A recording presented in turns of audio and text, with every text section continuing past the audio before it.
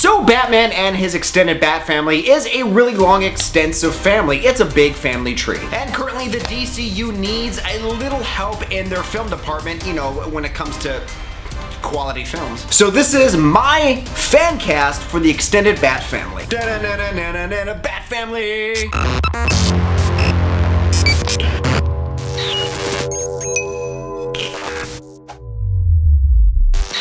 Hello all you gorgeous people out there, welcome to another episode of Nerd News with your host Chris Chavez. And this is a show created for nerds by a nerd. So recently I did a Spider-Man recast in the 80s. If you haven't seen that, here's a little card for you. Click on that, check it out. It's a pretty good episode. And in that episode I got a bunch of comments, and one of which was like, hey Chris, I really want to see you recast the Bat family. And I thought that's a fantastic idea because Batman is my favorite character, and I could take on that challenge. And Batman, like I said in the opening, his extended family is quite large. Now, we're not gonna do every single character that is in his family. We're just gonna do a few. So in no particular order, these are the characters that we're gonna talk about. Alfred Pennyworth, Barbara Gordon, Jim Gordon, Jason Todd, Nightwing, and of course the Bat himself, Batman / Bruce Wayne. And before we get in today's Bat-tastic episode, I had to do it. You knew that was coming. If this is your first time here, I would greatly appreciate it if you hit that like, subscribe, and the notification bell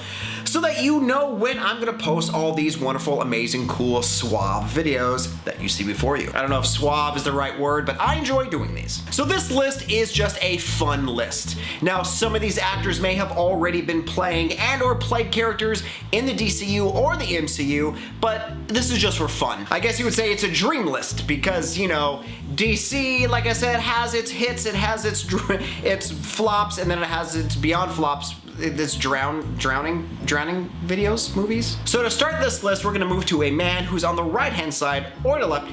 He's all around Bruce Wayne because he's his butler / best friend / father / mother. In that of Alfred Pennyworth. So we all really think of the 1989 Tim Burton Batman film and that version of Alfred right off the bat. Well, if right off the bat, the lovely Michael Gough played the role, and he played it for a few other movies, and he was just a very good, I almost said Robin, just a very good Alfred. I enjoyed him. He was fantastic. My personal favorite so far is Michael Caine. And small little fact, if you say my cocaine with like a nasally, like if you have like a nasal drip, it sounds like Michael Caine. Michael Caine. Michael Caine. And with Michael Caine stepping into the realism that Christopher Nolan set in his Gotham and in his franchise, that fit that world absolutely perfect. And the crazy thing is, the next Alfred that we're gonna see is Andy Serkis. Andy Serkis has been cast in the Matt Reeves Batman flick, and I'm actually really curious to see how that plays out because Andy Serkis is just amazing. But I'm not gonna lie, I really want to hear Gollum as Alfred. Oh, Mr. Wayne! Oh, they're gonna be hunting you down! Batman!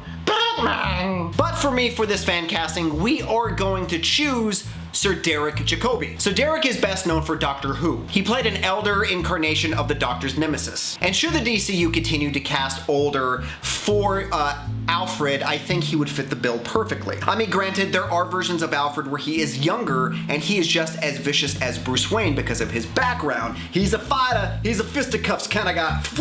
But should they have an older Alfred, which I think they should, now Derek would bring a wisdom and a kind of a backstory with him, if you will, if he was cast in this role. He has that ability much like how Ben Affleck brought that older, like, I've seen some stuff in Bruce Wayne. But Derek brings that encouragement, that wisdom to the character that Alfred desperately needs. And I want to get that more of that father figure kind of Alfred that Bruce is definitely seeking and takes from Alfred. It's like, you're my father, teach me how to shave. So Derek Jacobi, you, my friend, are my Alfred Pennyworth. Next, we're gonna move on to Gotham's only true police officer, only decent human being in Gotham, and that of Jim Gordon. So first of all, my favorite actor of all time played Jim Gordon in the Dark Knight franchise, and that of Gary Oldman. Gary Oldman has that amazing quality to become a chameleon in every role that he does. From Sid and Nancy to True Romance, and then to Jim Gordon, it's just It's a beautiful range. It's a beautiful, what's that word I'm looking for? Body of work. He has a beautiful body of work that lends himself to just legendary status. So for me, casting Jim Gordon is kind of tough because you need that actor who can actually be, you know, gritty and angry and take control of the situation when need be, but also display that like really soft side of like, you know what?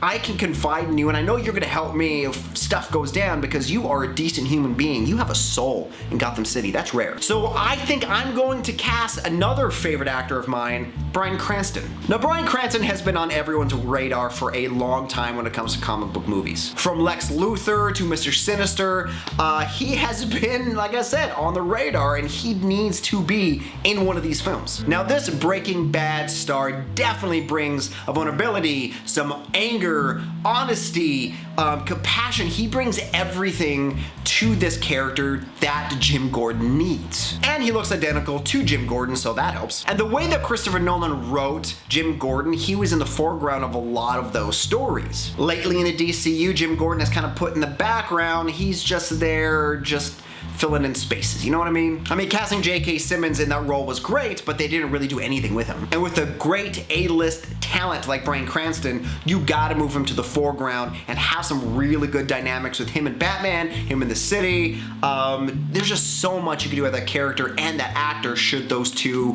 you know, happen. So, Mr. White, aka Bryan Cranston, you, my friend, are Jim Gordon. So next we're gonna move from one Gordon to another, and that of Barbara Gordon. So Barbara is best known for being Jim's daughter or granddaughter, depending on who wrote it and what comic you read. But there is a rumor that she is going to be in the DCU at some point. We just don't know who's gonna play her or what movie she's going to be in. But for my casting choice, I want to see Jane Levy. So Jane is best known for Zoe's Extraordinary Playlist TV series, I think it's on ABC, and the remake to Evil Dead. Her acting range is very, very impressive when you consider her performance in Evil Dead. So in that movie, if you haven't seen it, it's very bloody. She plays this really soft-spoken girl who, you know, is kind of naive and just kind of going with the flow, and then, you know, the monster, she gets possessed. I mean, her intense role in the Evil Dead compared to the Zoe's Extraordinary Playlist are two separate different characters,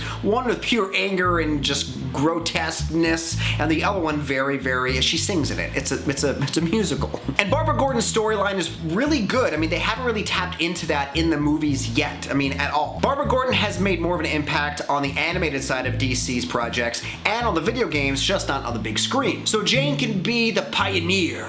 She could take that character and she's like, you know, it's my own. I did this. I'm Barbara Gordon. So Jane, my dear, you are Barbara Gordon. How about the apples? I think next we need to move on to Jason Todd. Now, if you're unfamiliar with Jason Todd or who he is, here's a little quick something just to, you know, kind of catch you up. So he's the second character to assume the role of Robin and the second character to assume the role of the Red Hood. Now, the Red Hood has made a big splash, not just in the animated series, but in the Batman Arkham games by Rocksteady. I mean, the whole Gotham Knight video game was pretty much, he was the forefront of that game besides the Scarecrow. So if you played that game, you know how important and how amazing he is. So for this character, we need an actor who can really like puff his chest out, be really intelligent, and just know the ins and outs of Batman because, you know, he used to work alongside Batman for many, many years. So he has that insight that no one else does. So you need that, you know, that's where that intelligence comes in. You see what I did there?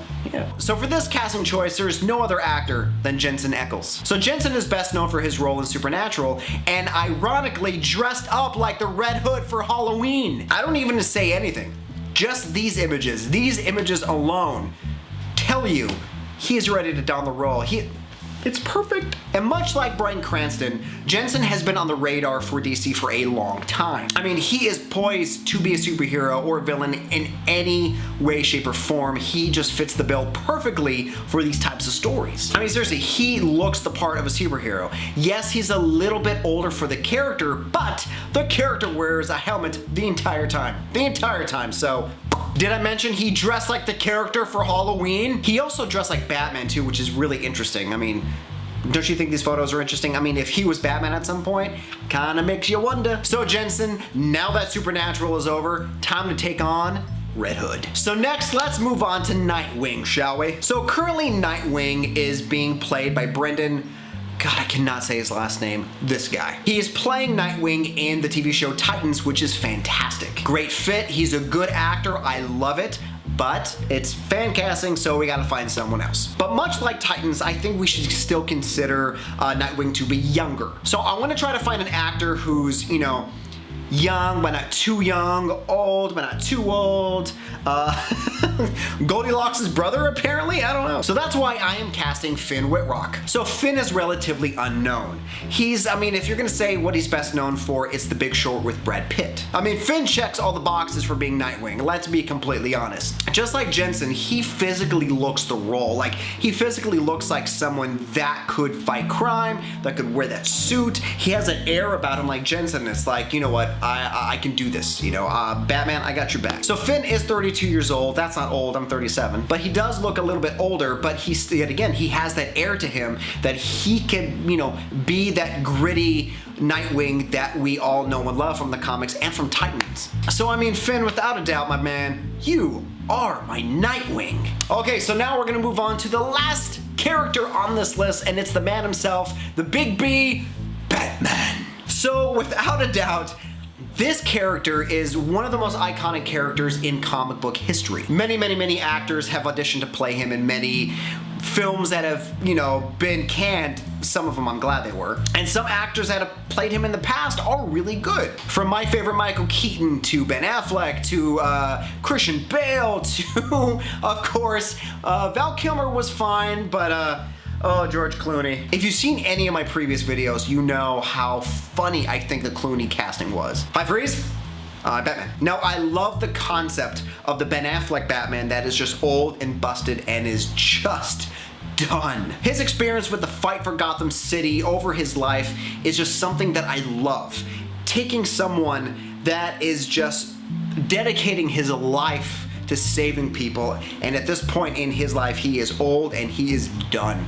I love it. So I want to find an actor who is older but still can emote that aggression, that fear that Batman needs to be. Okay, so the actor that I'm gonna choose to be the older Batman, the older Bruce Wayne, is Josh Brolin. Now, yes, I know what you're saying, Chris, he's Cable, what's wrong with you? But like I said in the beginning of it, this is just a fun dialogue, just a fun dream cast list. But the interesting thing about Josh Brolin, he was originally offered the role of Bruce Wayne before Ben Affleck. But we know what happened. He said no, Ben Affleck stepped in and he ended up playing Cable, which is fine because he is a darn good Cable. But Josh Brolin just has this quality to him, right? That you will pay attention to him when he is angry. Do you know what I mean? Now picture Josh Brolin, how aggressive, right? And how just intimidating that man is. Now throw on the bat suit. Yeah, I ain't doing anything wrong in Gotham City. I'm not even stealing gum for that matter. But ever since the news came out that Josh Brolin was offered the role and turned it down, I always, you know, that in the back of my mind, I always thought, you know, what would have happened? How would the film have been? How would the film been received if he was Batman? That's just something that's always in the back of my mind. It's these what ifs, right? Hence why I do these casting episodes. I mean, Ben Affleck is a very large man as well. He's like six foot something, and in the suit he's a very tall, just aggressive looking man. But Josh Brolin is a little bit different. Josh Brolin to me has that like old-timer boxer kind of feel, you know what I mean? That like he's taking a few punches in the face and he doesn't really care. Just don't be on the other end of his punches, otherwise your meals will be consumed through a straw. But Josh Brolin, you my man are my Batman. Gosh, you would own Gotham City. It's crazy to think. Well, my little darlings, that is it. That is my Batfamily casting choice. Let me know what you think of my casting in the description below. I want to know who you would like to cast in any of these roles. And thank you guys for supporting this channel. I really appreciate all the comments, all the views, all the subscriptions, everything, guys. I wouldn't be doing this if it wasn't for you, so thank you very much. But guys, I'm gonna leave you with the joke. What would Batman do if he wasn't rich? He would be Robin.